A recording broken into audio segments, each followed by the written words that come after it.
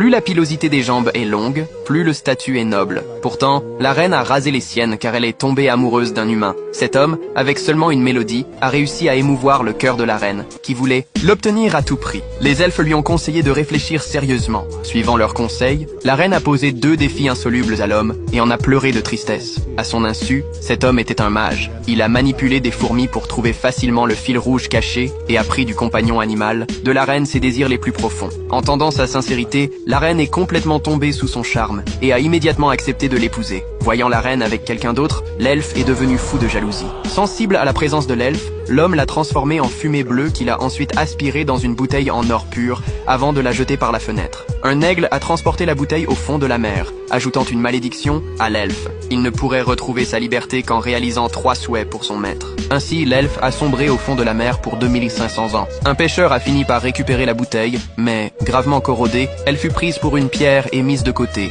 Des années plus tard, quelqu'un l'a ramenée chez lui comme outil de broyage. Après plusieurs détours, elle est devenue partie intégrante du matériel utilisé pour réparer les murs de la ville.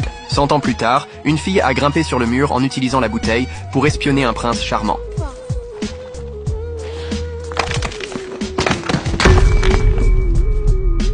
Chez elle, elle a brisé la bouteille, d'où s'est échappée une légère fumée, permettant à l'elfe de revoir enfin la lumière du jour. Voyant la fille terrifiée jusqu'à l'évanouissement, l'elfe a rapidement rattrapé sa nouvelle maîtresse, promettant d'exaucer 3 de ses souhaits. La fille avait déjà sa réponse en tête et a fermement fait son premier souhait, faire en sorte que le prince tombe amoureux d'elle. L'elfe a créé de l'huile magique dorée avec ses doigts, demandant à la fille de l'appliquer sur tout son corps avant de l'envoyer aux appartements privés du prince. Le prince, en la voyant, a été immédiatement attiré par elle. Bien que, gagnant les faveurs du prince, elle n'était pas satisfaite et a fait son 2e souhait, avoir un enfant du prince, ce que l'elfe a également réalisé. Avec son enfant, elle est devenue arrogante, offensant les autres concubines. Sensible à une menace contre elle, l'elfe est venu l'avertir de partir immédiatement avec lui, mais elle refusa de quitter le palais, s'échappant même par un passage secret pour être capturée, emballée dans un sac et jetée à la mer. Comme elle n'avait pas encore fait son 3e souhait, l'elfe restait lié par la malédiction et a finalement regagné les profondeurs de la mer, devenant un objet funéraire. Pour la fille,